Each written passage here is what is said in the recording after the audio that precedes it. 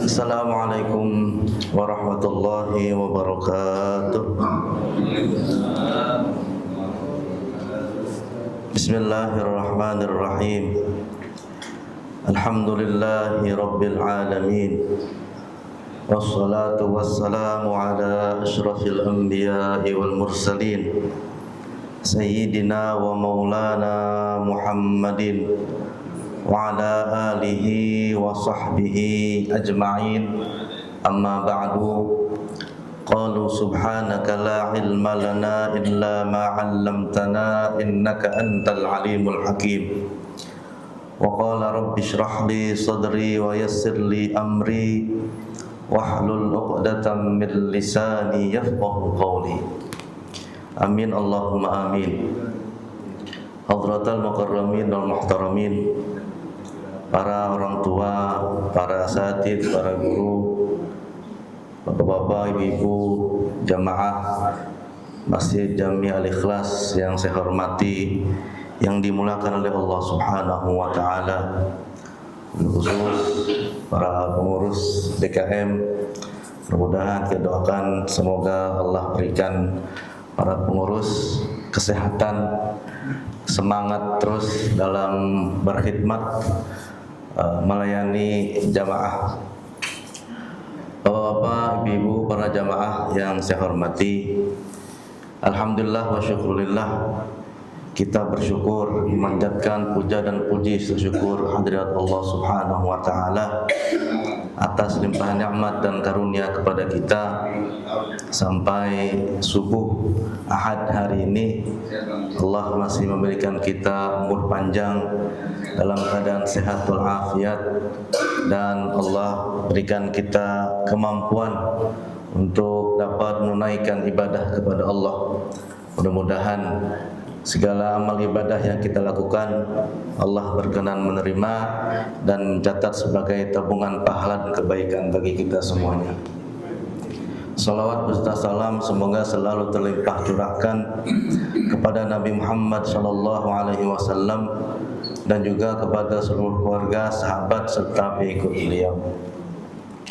Kita mengawali pengajian ba'da subuh hari Ahad ini dengan membaca surat Al-Fatihah, teriring doa dan harapan semoga Allah Subhanahu wa taala selalu berkenan memberikan kepada kita nikmat sehatul afiat, sehat lahir batin, sehat yang sempurna.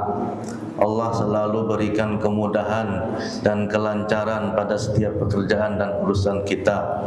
Allah berkahi hidup kita, Allah berkahi keluarga kita, Allah berkahi harta kita, Allah berkahi tetangga kita, Allah murahkan rezeki kita, Allah jaga kita, Allah selamatkan kita semuanya dari mara bahaya, dari bencana, dari musibah dan dari penyakit.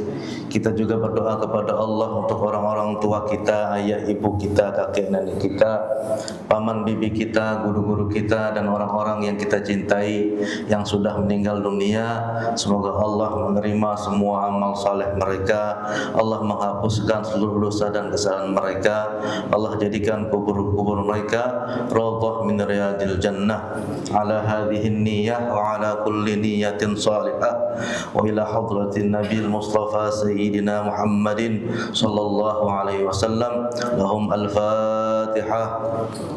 A'udzu billahi minasyaitonir rajim. Bismillahirrahmanirrahim. Alhamdulillahi rabbil alamin, arrahmanir rahim, maliki yaumiddin. Iyyaka na'budu wa iyyaka nasta'in. Ihdinas siratal mustaqim, siratal ladzina an'amta 'alaihim ghairil maghdubi 'alaihim waladdallin. Amin. Bapak-bapak, ibu-ibu, jamaah sekalian yang saya hormati, kita melanjutkan pengajian kita ba'da subuh yang pada pertemuan terakhir sebelum bergantinya tahun kita membaca tafsir tentang kisah bahwa Allah menciptakan Nabi Adam dan Allah punya maksud tertentu, yaitu menjadikan Nabi Adam dan anak cucunya itu sebagai khalifah fil ardh, pewaris, pengurus yang tugasnya itu ya mengurus dan memakmurkan bumi. Kita sampai pada ayat ke 34 dari surat Al-Baqarah. Nah, dari ayat ke-34 ini dan beberapa ayat setelahnya tentang kisah bahwasanya Allah memerintahkan kepada penduduk surga ketika itu, yaitu para malaikat, untuk bersujud kepada Nabi Allah Adam alaihissalam. Nah, kisah ini beberapa kali diulang. Jadi kisah bahwa Allah memerintahkan malaikat untuk sujud kepada Nabi Adam itu bukan hanya terdapat dalam surat Al-Baqarah ayat 34 dan seterusnya. Akan tetapi juga pada surat Al-A'raf ada juga ayat 11 dan seterusnya. Pada surat Al-Hijr ada juga. Pada surat Thaha ada juga. Pada surat Al-Kahfi ya, ada juga. Jadi beberapa kali Allah mengisahkan bahwa ada suatu kejadian Allah merintahkan kepada malaikat untuk sujud kepada Nabi Adam. Nah, kita baca yang ada di dalam surat Al-Baqarah. Namun nanti kita akan komparasikan dengan surat yang lain tentang tema sujud, perintah Allah kepada malaikat untuk sujud kepada Nabi Adam alaihissalam. A'udzu billahi minasyaitonir rajim. Wa idz qulna lil malaikati isjudu li adama fasajadu illa iblis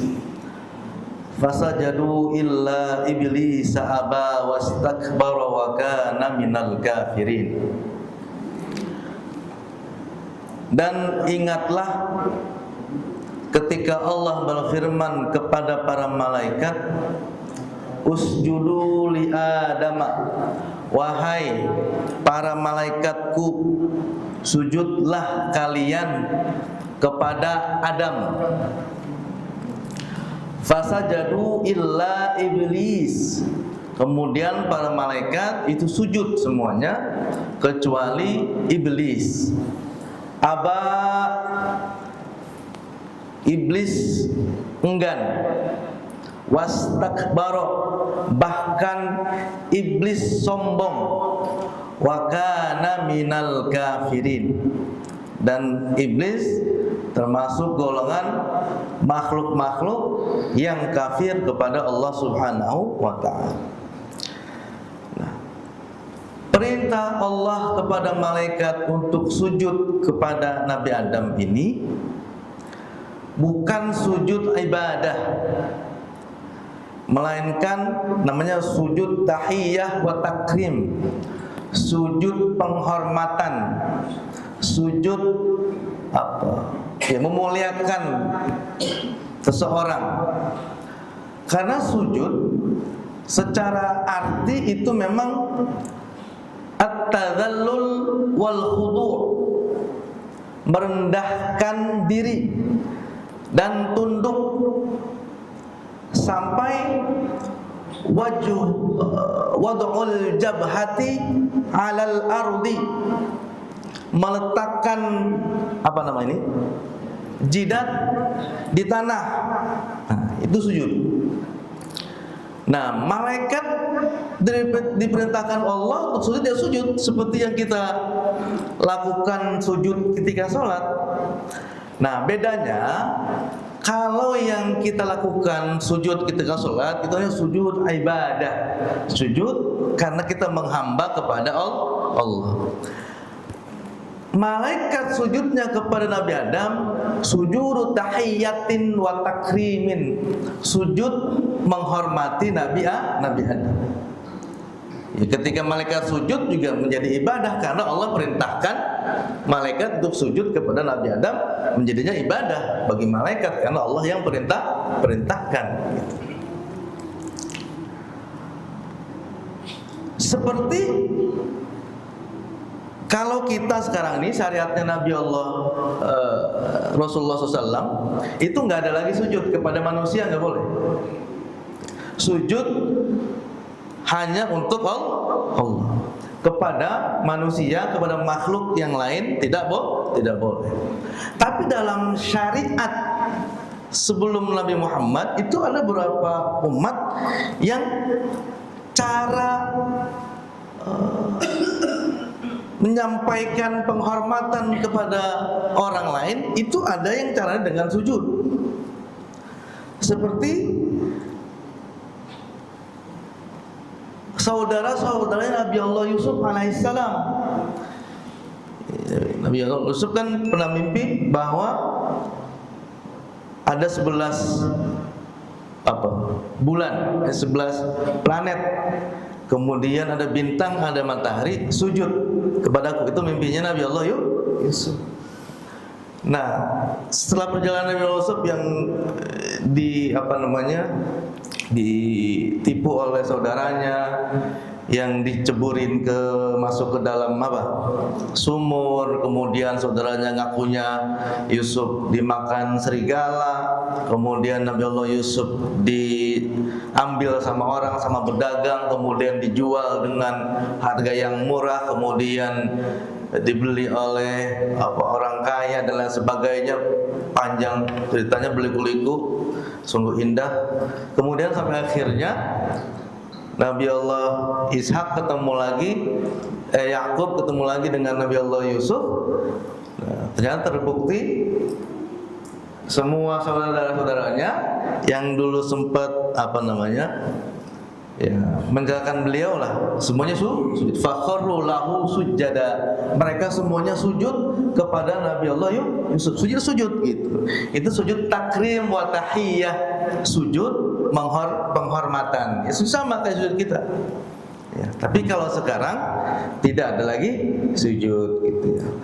Kata Nabi, seandainya aku boleh memerintahkan manusia sujud kepada manusia yang lain, aku akan perintahkan seorang istri sujud kepada suami. Seandainya kalau boleh masih sujud gitu.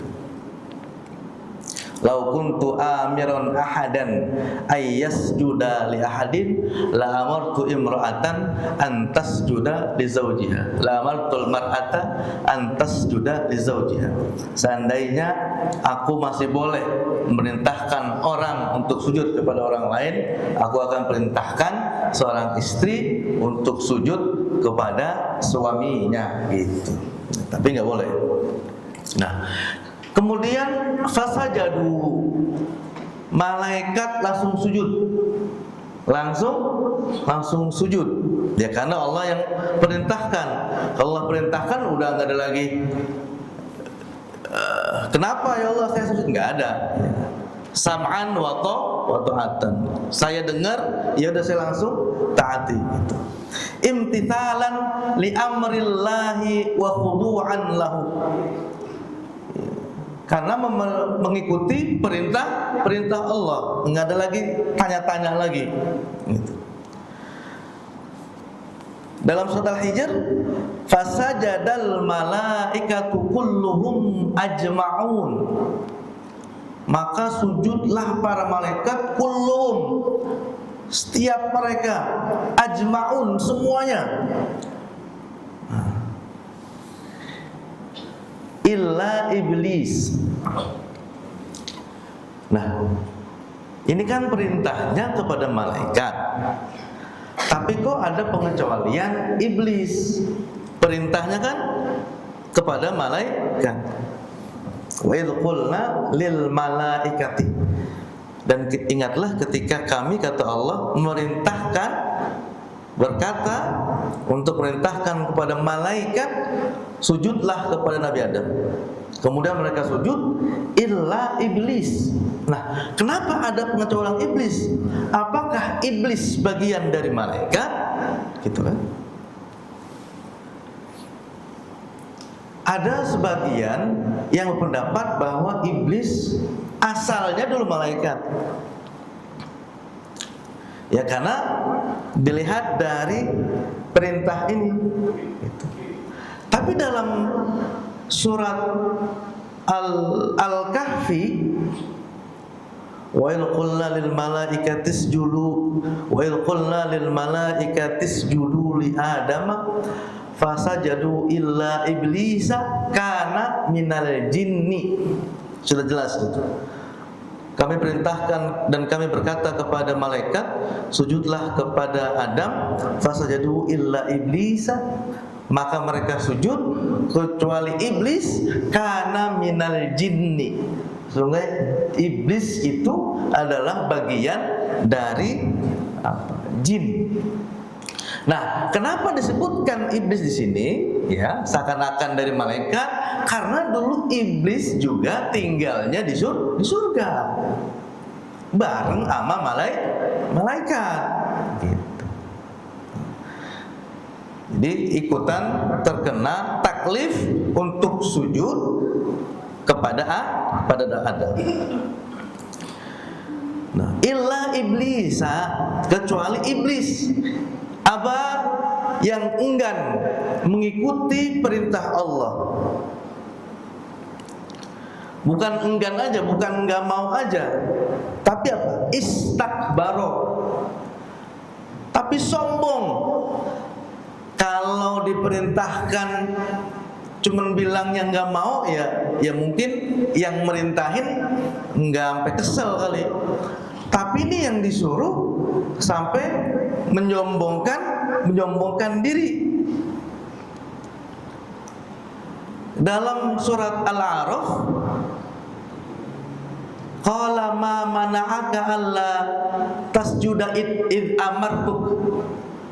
Wahai iblis, apa yang menghalangi kamu sehingga kamu enggak sujud kepada Adam ketika saya perintahkan kamu untuk sujud? Jawabannya, kenapa aku harus sujud kepada Adam? Ana khairum minhu, saya kan lebih baik dari dia. Khalaqtani min nar, engkau ciptakan aku ya Allah dari api, gitu. Wa khalaqtahu min tin, sedangkan engkau menciptakan itu tuh si Adam yang barusan engkau ciptain dari tanah. Saya ini lebih hebat, lebih mulia, lebih tinggi. Ngapain saya sujud sama makhluk yang hina itu dari tanah itu? Kata siapa itu? Kata iblis. Udah nggak mau, pakai ngomong begitu lagi. Ya. Ya kan yang merintahin, yang nyuruh kesel. Gitu. Kalau cuman lagi malas amat ini, ya mungkin beda kali, ya. Kalau disuruh ngapain terus, tong lu suruh warung tong, aduh lagi mager ini misalkan, ya mungkin orang tua yang nyuruh nggak terlalu marah nih. Tapi kalau sampai ngomong begitu, ngapain saya disuruh? Saya kan begini. Habis sudah dibejek, ya, gitu kira-kira.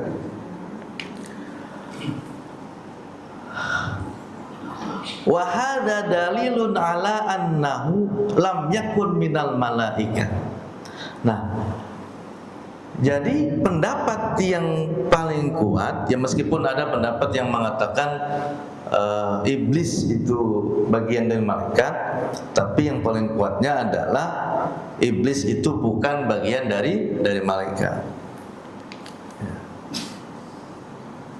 Wa kana minal kafirin. Iblis enggan sujud, iblis istikbaro, dia malah sombong, ya. wa kana minal kafirin.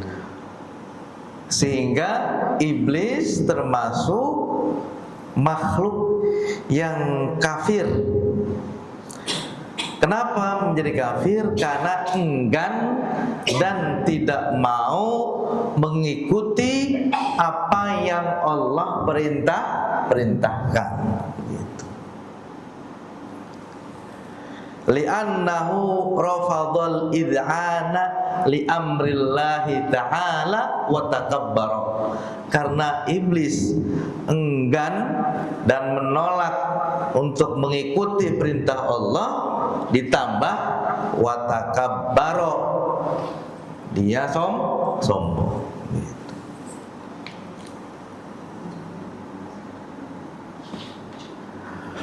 Wa min rahmatihi ta'ala bil insani wa inayatihi bihi. Dan di antara sebagian rahmat Allah dan pertolongan Allah kepada manusia, anak cucu Adam, an qaddara lahu qabla hubutihi ilal ardi wastiqrarihi fiha ayyamurra bitajribatin yatazawwadu fiha bidakhiratin minal ibari wad durusi wal mawa'ib. Nih, dulu Nabi Adam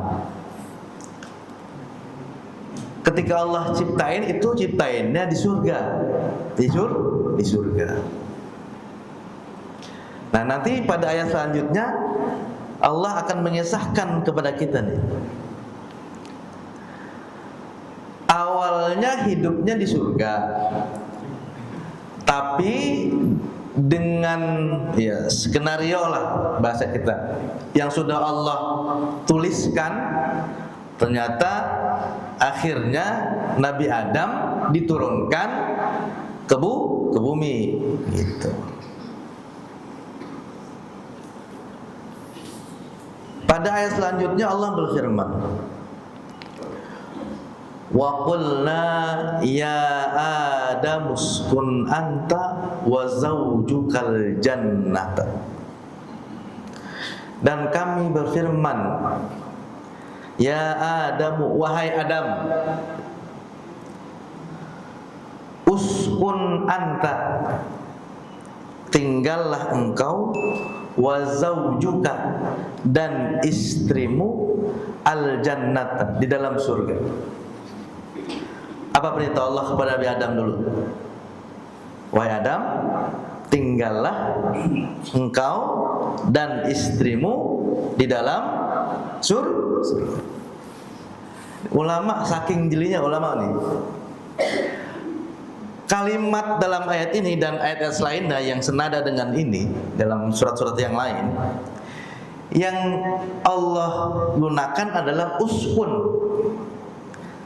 tinggallah.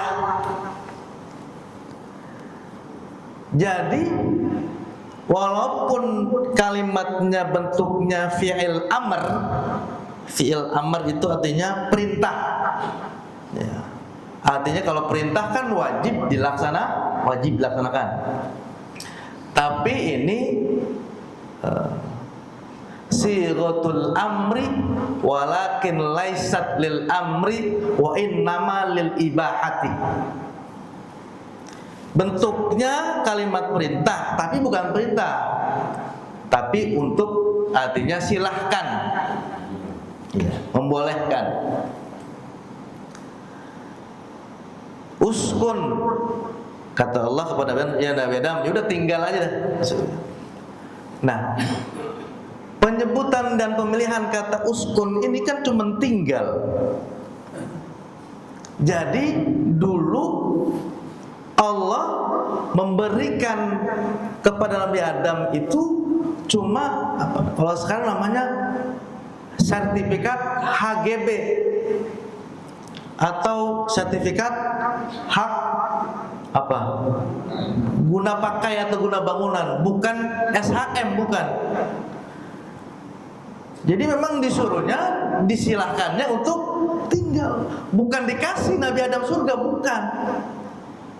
Uskun, wahai Nabi Adam, udah tinggalnya di sini dulu. Artinya kalau sang pemilik suatu saat nanti pengen ngambil lagi itu rumah, ente disuruh keluar, ya mau, karena belum dikasih. Kayak orang tua bikin rumah, udah kamu tinggalnya di sini, tinggal. Nah itu bukan dikasih, karena ngomongnya disuruh tinggal doang. Kalau ntar bapak sekalian bikinin SHM-nya buat kamu, udah ada SHM-nya, nah jadi milik dia.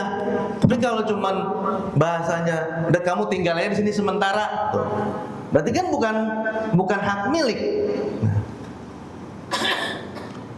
Ya Adamu uskun anta wa zaujukal jannah. Wahai Adam, udah sekarang tinggal aja dulu kamu sama istri kamu di surga.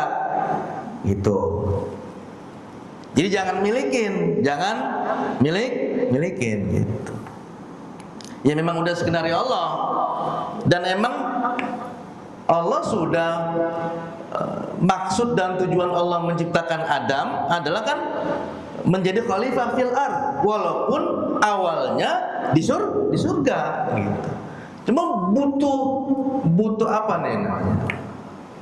Butuh sebab bagaimana nanti akhirnya Nabi Adam Allah turunkan ke bumi gitu. Ya karena memang tujuannya untuk di bumi gitu. Wa qulna ya Adam uskun anta wa zaujukal jannah. Dan kami berfirman, wahai Adam, tinggallah kamu dan istrimu di surga. Wa kula minha ragadan haitsu syi'tuma. Dan silakan makan sebanyak apapun yang bagaimanapun, haitsu syi'tuma, yang kalian berdua inginkan. Silakan tinggal di sini. Mau makan apa aja makan. Gitu kira-kira. Udah disiapin semuanya. Semuanya. Nah, tapi ada pengecualian. Katanya haitsu syi'tuma, apa aja yang kalian Adam Hawa mau udah makan. Gitu. Nah, tapi ada pengecualian. Wala taqraba hadhihi syajarata. Tapi itu ada pohon satu, Adam, Hawa, ada pohon satu. La taqraba, jangan deketin. Fatakuna minadh dhalimin. Kalau kalian berdua deketin itu pohon, 99% jadi orang yang zalim ntar. Maksudnya, wahai Adam, Hawa, silakan tinggal di surga, silakan makan apa saja yang kalian inginkan, kecuali satu pohon yang ada buahnya itu jangan dimakan, gitu. Jangan dimakan. Tapi supaya enggak langsung nyampe, Allah enggak langsung wala takul tilkan tamaroh, jangan makan yang itu enggak, tapi Allah bilangnya wala takroba, jangan deketin. Karena apa? Deketin aja nggak boleh. Kalau udah deket udah pasti kemakan udah gitu. Kita nggak terjerumus ke kesalahan, ada namanya apa namanya? Benteng, ada pagar, adanya penghalang supaya nggak jatuh. Pernah lewat jalan apa namanya, pegunungan, puncak apa segala macam gitu kan, jalanan sebelum jurang biasanya ada apa?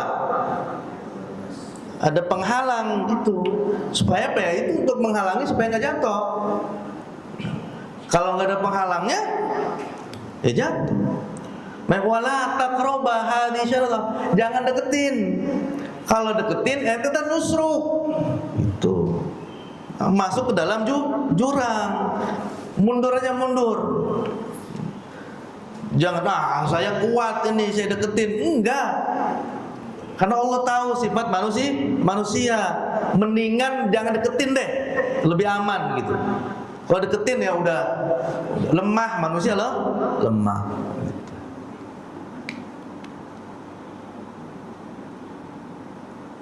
Makanya dalam hadis Nabi Muhammad SAW bersabda, innal halala bayyinun wa innal harama bayyinun. Perkara yang halal itu sudah jelas. Wa innal harama bayyinun. Yang haram juga jelas. Wa bainahuma mushtabihatun. Di antara keduanya, antara yang halal dan haram, ada yang samar-samar nih. Ini haram apa halal nih gitu. La ya'lamuhunna katsirun minan nas. Kebanyakan orang itu enggak tahu nih yang syubhat. Gitu. Qarra'i famanittaqa minasyubuhati istabra'a lidinihi wa ardihi. Orang yang menjaga dirinya dari perkara yang syubhat, yang enggak jelas, yang samar-samar, enggak tahu ini haram, enggak tahu ini halal, itu istabra'a lidinihi wa irdihi. Dia telah menyelamatkan agamanya dan kehormatannya kalau dia meninggalkan perkara yang samar-samar itu. Waman waqa'a fi syubuhati waqa'a fil haram. Orang yang suka dengan syubhat, ya takutnya 90% masuk ke dalam yang haram. Ya karena belum jelas. Qarra'i yar'a haulal hima. Sebagaimana pengembala kambing yang mengembala kambingnya di pinggiran jurang. Pengembala bawa kambingnya di pinggiran jurang. Bagaimana kira-kira kambingnya? Ya pada nyembur. Yushiku ayyar ta'afihi. Bisa jadi itu langsung nanti nyembur semua ke jurang itu. Ana wa inna likulli malakin himan. Dan setiap raja itu punya pembatas, pagar, supaya jangan dilewatin. Kalau dilewatin udah rusak gitu ya. Ala wa inna himallahi maharimuhu. Dan sungguhnya pagar pembatas Allah itu, syariat Allah itu adalah maharimuhu, larangan-larangan Allah. Jangan diterobos. Jangan terobos. Kalau terobos sudah hancur. Nah, wala taqraba hadhihi syajarah. Jadi diksi yang Allah gunakan adalah bukan wahai Adam, jangan makan buah itu, jangan. Tapi wala taqraba hadhihi syajarah. Jangan deketin itu pohon. Kalau udah deketin, ya udah nggak bisa ditolong, udah pasti makan.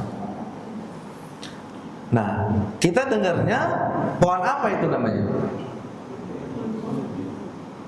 Pohon buah khuldi, ya. Dari mana itu kita dapat namanya buah khuldi? Ya. Dari ayat yang lain gitu. Itu namanya syajaratul khuldi. Jadi iblis ini fawaswasa lahum masyaiton dalam surah Al-A'raf itu. Iblis ini membisiki si Nabi Allah Adam dan istrinya. Digoda, dirayu. Padahal Nabi Adam udah dikasih wanti-wanti, jangan deketin tuh pohon. Jangan sampai setan mencelakakan kamu wahai Adam. Jangan sampai setan menyebabkan kamu keluar dari surga. Udah Allah wanti-wanti sebelumnya gitu. Tapi ya memang dasarnya iblis pinter gitu ya. Dengan cara apapun akhirnya bisa. Nah, kalau dalam surat Al-Baqarah ini nggak ada nih bagaimana kisahnya si iblis itu membisiki dan merayu Adam dan Hawa. Kalau dalam surat Al-A'raf ada dalam surat Toha gitu ya. Ada misalkan dalam surat Al-A'raf, wahai Adam, kenapa coba kamu nggak boleh makan itu tuh, gitu, makan itu tuh. Ya nggak tahu, kata Nabi Adam, kan saya cuman dilarang untuk deketin itu pohon. Terus kata iblis, itu supaya kamu makan itu biar kamu tetap manusia, nggak jadi malaikat, gitu. Kalau kamu makan itu, kamu jadi malaikat, tuh, gitu. Dalam ayat yang lain, dalam surat yang lain, syajaratul khuldi wa mulkil la yabla, itu pohon namanya syajaratul khuldi, pohon keabadian. Kamu kalau makan itu, kamu abadi, wa mulkil la yabla, kamu punya kekuasaan yang gak mungkin habis. Sampai Allah menciptakan iblis ini ketika merayu dan membujuk Adam, sampai sumpah-sumpah si iblis. Allah ceritakan dalam Al-A'raf, wa qasamahuma, iblis sampai bersumpah-sumpah kepada Nabi Adam dan Hawa. Inni lakuma laminan nasihin, saya ini orang yang benar-benar pantas nasihat, karena udah lama saya tinggal di surga, udah sebelum kamu ciptain saya udah puluhan ribu tahun Allah udah ciptain, jadi saya lebih tahu gitu. Wa qasamahuma inni lakuma laminan nasihin, benar saya bersumpah saya ini pantas emang nasihatin kalian berdua, wahai Adam dan Hawa, gitu. Allah larang itu ya memang ada tujuannya, agar kamu enggak jadi malaikat, agar kamu enggak kekal, gitu dan sebagainya. Pun dirayu. Ya sampai akhirnya apa? Fa'azallahumma syaitanu anha. Ayat 36 surah Al-Baqarah, sampai setan iblis berhasil menggelincirkan keduanya, menjatuhkan keduanya. Apa bahasa kitanya kalau orang berdiri di jurang kemudian digituin, apa namanya? Jorogin ya, jorogin. Nyusrukin. Apa beda jorogin dengan nyusrukin? Ya. Ya digituin itu. Fa'azallahum asyaitanu anha. Maka berhasillah iblis menggelincirkan keduanya, Adam dan Hawa. Fa'akhrajahuma mimma kana fi. Dengan hal itu kemudian Allah mengeluarkan keduanya mimma kana fi, dari yang sebelumnya mereka berada di situ. Dari surga. Yang sebelumnya di surga, karena Nabi Adam dan Hawa melanggar perintah Allah, Allah mengeluarkan mereka. Fa'akhrajahuma, Allah mengeluarkan mereka. Wa qulna bitu ba'dukum li ba'din adu. Dan Allah berkata kepada Adam dan Hawa, ihbitu, turunlah kalian ke bumi. Ba'dukum li ba'din adu, sebagian dari kalian akan menjadi musuh dari sebagian yang lain. Ya. Jadi memang udah Allah tuliskan, catatkan, takdirkan gitu, bahwa awalnya Nabi Allah Adam di surga, kemudian ya, Allah turunkan ke bumi, dan nanti anak cucu Adam ba'dukum li ba'din adu, sebagian dari kalian akan menjadi musuh dari sebagian yang lain gitu. Kata ulama, seandainya Nabi Adam ini enggak tergiur dan tidak tergoda dengan rayuan dan godaannya iblis supaya makan itu buah, ya, yang akhirnya turun ke bumi, kata ulama nih, Allah akan berikan sebab yang lain supaya Adam turun ke bumi gitu. Karena memang ya Allah memang tujuan utamanya menciptakan Adam itu sebagai khalifah fil ardi. Ya, walaupun nanti dalam prosesnya ada sabab musabab gitu. Makanya kata ulama, seandainya ini nggak berhasil nih iblis goda Adam, seandainya gitu, akan ada skenario lain yang akhirnya Nabi Adam itu Allah turunkan ke bumi gitu. Walakum fil ardi mustaqarrum wa mata'un ilahin. Dan kalian fil ardi mustaqarrun, silakan tinggal. Ya. Wa mata'un, dan di situ juga ada kesenangan. Ya, di bumi juga ada kesenangan. Gitu. Allah kasih kemudahan, Allah kasih kesenangan, Allah kasih kelancaran, Allah kasih kemewahan. Ya, semua yang ada di bumi untuk kalian wahai Adam dan anak cucu Adam. Gitu. Wa mata'un ilahin, dan di bumi selain tempat tinggal, selain ada kesenangan, ilahin, sampai batas ada waktunya gitu. Ilahin, batas tertentu, waktu tertentu. Jadi Adam dan anak cucu Nabi Allah Adam tinggal di bumi ini beserta dengan fasilitas yang Allah sudah siapkan, kesenangan yang Allah sudah berikan, itu ilahin, sampai waktu yang sudah Allah tentukan, bukan selama-lamanya.